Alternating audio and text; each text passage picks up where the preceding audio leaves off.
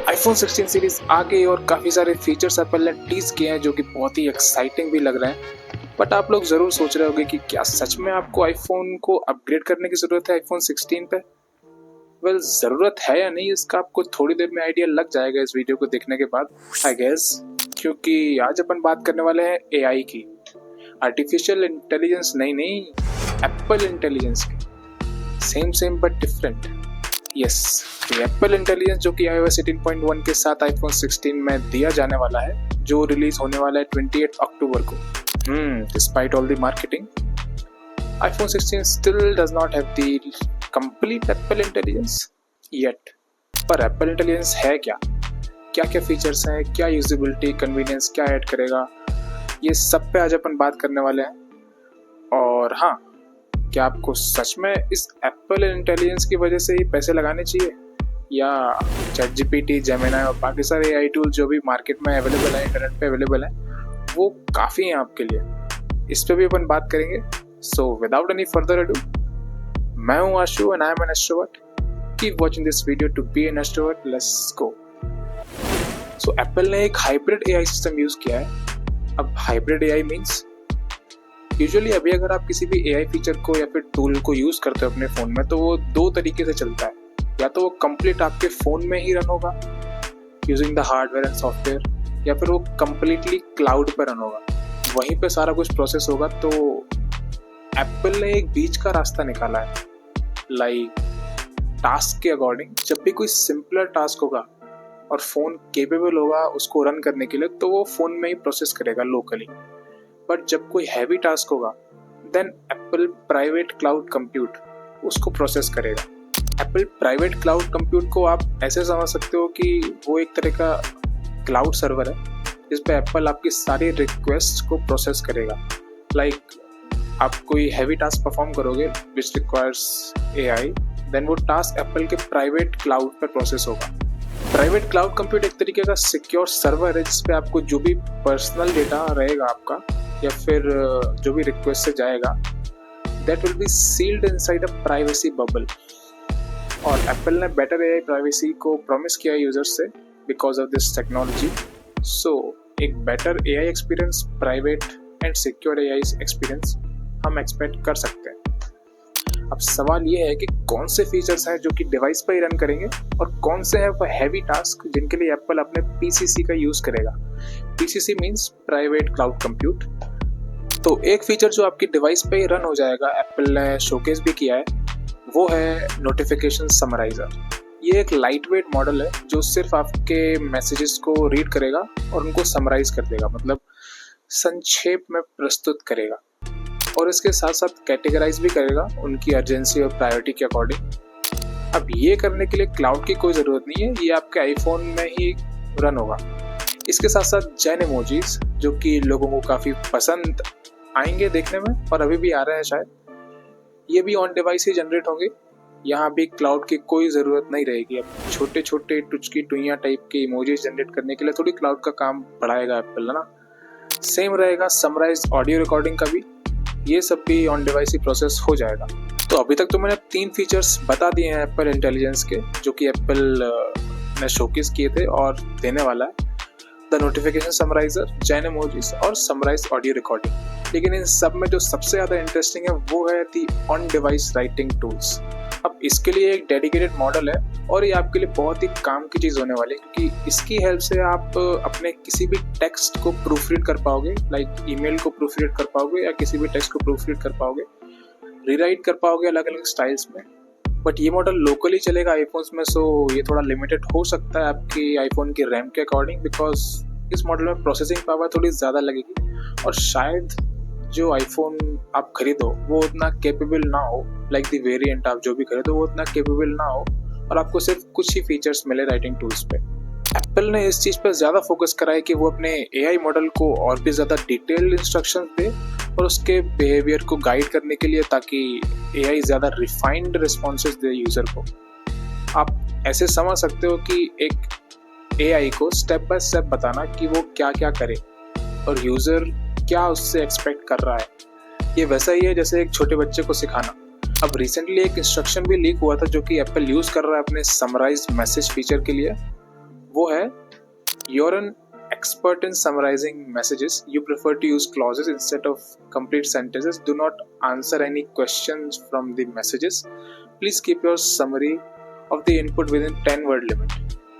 You must keep this role unless told otherwise. If you don't, it will not be helpful. अब इससे हम क्या समझ पा रहे हैं कि एप्पल बिल्कुल क्लियर इंस्ट्रक्शन दे रहा है और वो भी पार्ट्स में, ताकि AI model accurate results produce करे विदाउट एनी कंफ्यूजन। एक और टेम्पलेट लीक हुआ था जो कि एप्पल के ईमेल असिस्टेंट का है, जिसके प्रॉम्प्ट से भी एक क्लियर है कि एप्पल अपने एआई मॉडल को डिफरेंट पार्ट्स में इंस्ट्रक्शन दे रहा है और उसका रोल क्या है वो पहले ही डिक्लेयर करने के बाद कोई भी इंस्ट्रक्शन दे रहा है। लाइक इस प्रॉम्प्ट में भी पहले ही क्लियरली मेंशन्ड है कि you are an helpful mail assistant. एक और चीज जिस पे एप्पल ने फोकस किया है वो है एआई हेल्यूसिनेशन। अब हेल्यूसिनेशन मीन्स जब एआई मॉडल कोई इनकरेक्ट इन्फॉर्मेशन या मिसलीडिंग इन्फॉर्मेशन जनरेट करता है और उसको एज अ फैक्ट आपसे कम्युनिकेट करता है, जबकि वो इन्फॉर्मेशन सही नहीं होती है। इसको और अच्छे से समझाऊं तो इसको बोलते हैं फेंकना। जब एआई फेंकता है मतलब बातें देना अपने मन से कुछ भी, और ये होता तब है जनरली जब आपका एआई मॉडल थोड़ा कंफ्यूज हो जाए आपकी क्वेरीज से। और एप्पल इस पे क्लियर फोकस कर रहा है और क्लियर इंस्ट्रक्शन दे रहा है एआई मॉडल को कि do not hallucinate, do not make up factual information. But हम सबको जिसने भी अभी तक कोई भी एलएलएम या फिर एआई मॉडल यूज़ किया है उनको पता होगा कि कोई भी एलएलएम कम्प्लीटली सेफ नहीं है और मिसलीडिंग इन्फॉर्मेशन जनरेट कर सकता है। कुछ ना कुछ कहीं ना कहीं गलत जनरेट होता ही है। कल को आपने पूछा कि दोगले लोग कौन से होते हैं, तो उसने रिप्लाई किया कि दोगले मतलब कि जिनके पास 2 दिमाग होते हैं। तो ये तो एआई मॉडल ने बताया ना, बट आपको तो पता है कि ये पॉसिबल नहीं है और दोगले लोग का मतलब कुछ और होता है। अब बात करते हैं कि ये ऑन डिवाइस प्रोसेसिंग होती कैसे है और काम कैसे करती है। ऑन डिवाइस प्रोसेसिंग के लिए एप्पल ने यूज़ किया है ओपन का। अब ये एप्पल का ही एक मॉडल है, छोटा मॉडल है in comparison to the other big models, जिसमें अराउंड 3 बिलियन ही पैरामीटर्स हैं, जिससे कि आईफोन पे ही स्मूथली रन करे। अब इसको अगर आप OpenAI GPT-4 के साथ कंपेयर करोगे तो उसमें अराउंड 1.76 ट्रिलियन पैरामीटर्स हैं, तो काफ़ी छोटा है राइट।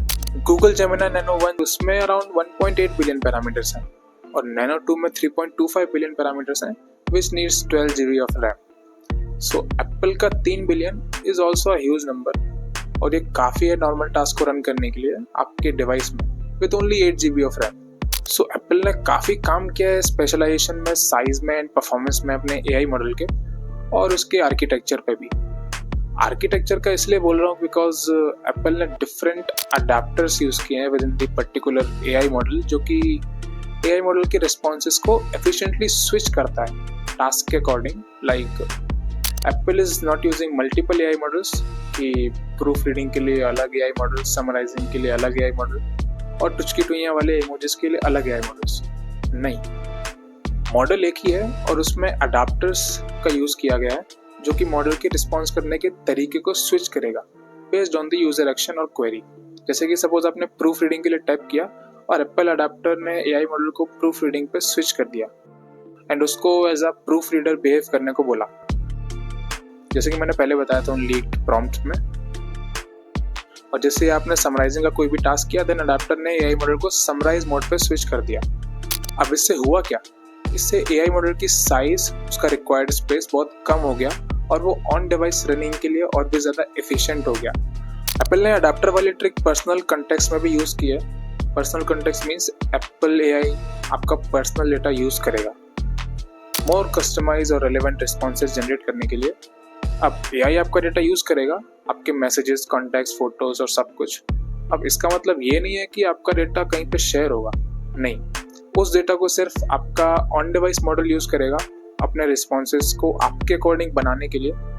ये सब ऑन डिवाइस होगा, मीन्स आपका डेटा कहीं भी शेयर नहीं किया जाएगा और डेटा बिल्कुल सिक्योर रहेगा। अब बात करते हैं Apple PCC means the Apple private cloud compute की। ये तब पिक्चर में आता है जब ऑन डिवाइस मॉडल कुछ हैंडल नहीं कर पाता, मीन्स जब कोई यूज़र कोई हैवी टास्क परफॉर्म करता है।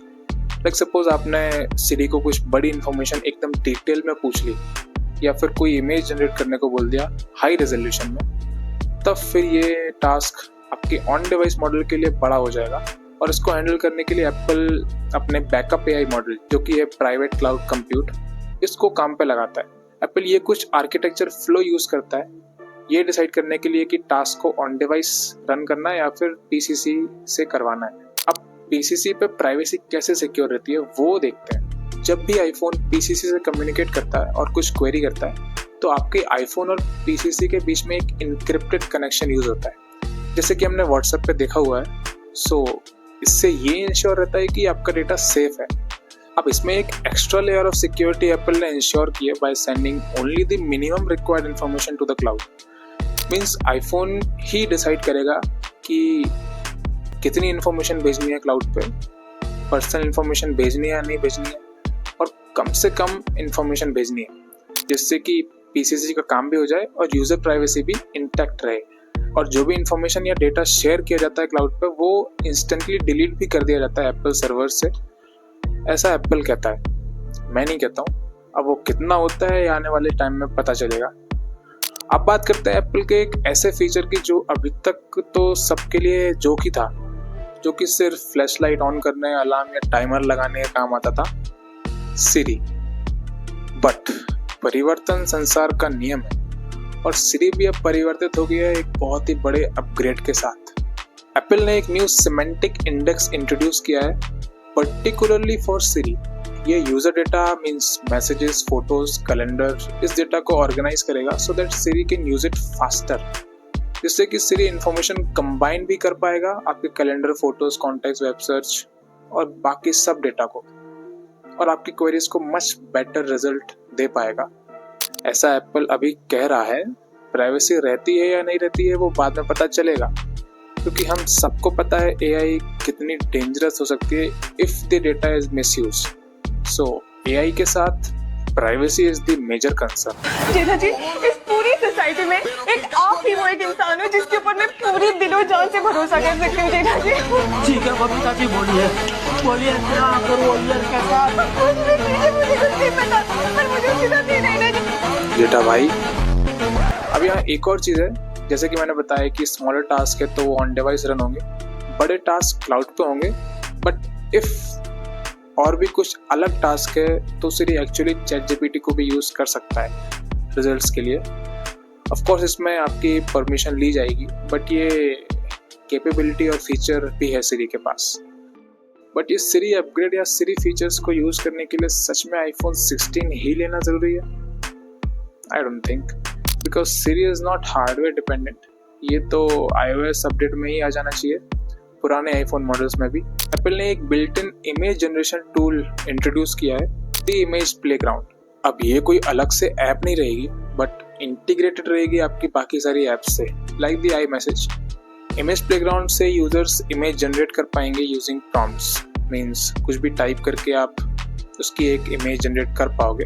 और यहाँ भी पर्सनल कॉन्टेक्स्ट, जो कि मैंने इस वीडियो के पहले बताया हुआ है, वो यूज होगा आपको रेलेवेंट रिजल्ट्स देने के लिए। अब ये सब भी ऑन डिवाइस ही होगा, और ये इवन आपके रिसेंट कन्वर्सेशंस या फिर चैट्स को रीड करके आपको सजेशन भी देगा। लाइक अगर आपने कहीं बाहर घूमने जाने की बात की है तो ये आपको कोई एडवेंचर, जंगल स्टाइल की इमेज जनरेट करने का सजेशन देगा।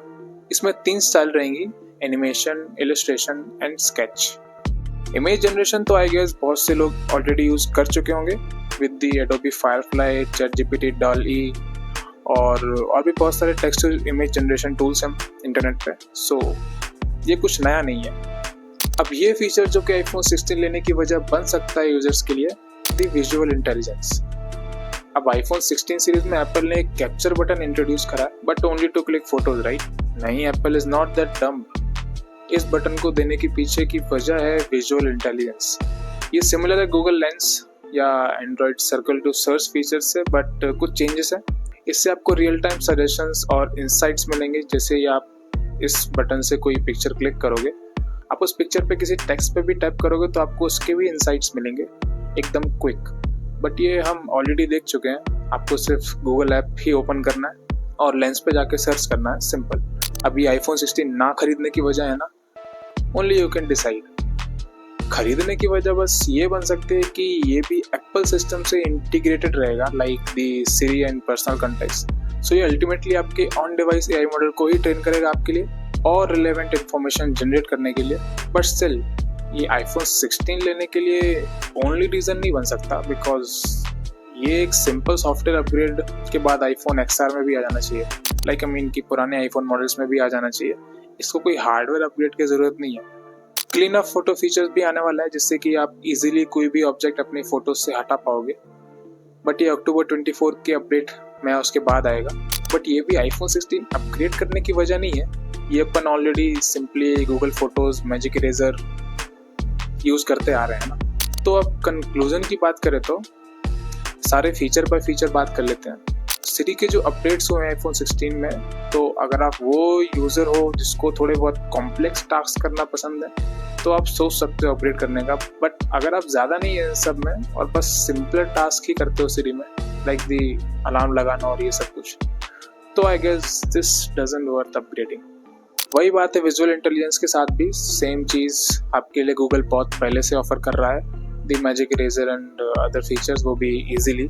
सो आई don't think it worth upgrading. अब वही बात है इमेज प्लेग्राउंड के साथ भी, ये फीचर भी हम ऑलरेडी देख रहे हैं। Text to image generation tools बहुत है इंटरनेट पे, एंड इवन ChatGPT ऐप पे DALL-E भी यूज़ कर सकते हैं, वो भी एग्जैक्ट सेम काम करता है, और वो भी इससे भी ज़्यादा स्टाइल्स में। So if you are thinking to upgrade because of this feature only, then you should think again. तो अब जब सारे फीचर्स में मैं ये बोलूँगा कि भाई you should think again, doesn't worth upgrading, तो भाई लेने की वजह क्या है?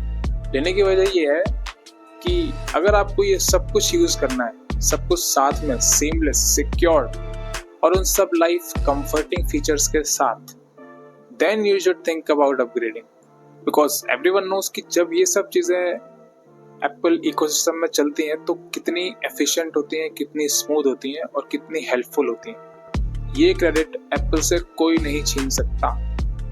सो यही था अपना सारा ज्ञान अभी तक का एप्पल इंटेलिजेंस का और उसके सारे फीचर्स का और आईफोन 16 की वर्थ का। तो इन्फॉर्मेशन अच्छी लगी हो तो एक लाइक और सब्सक्राइब करके मेरा दिन ज़रूर बना देना, और अभी तक जैसा सपोर्ट दिखाया है उसको बरकरार रखना। Once again thank you for helping me reach 1000 subscribers. मैं Ashu and I am an extrovert. Thanks for watching this video and for being an extrovert. See you in the next one.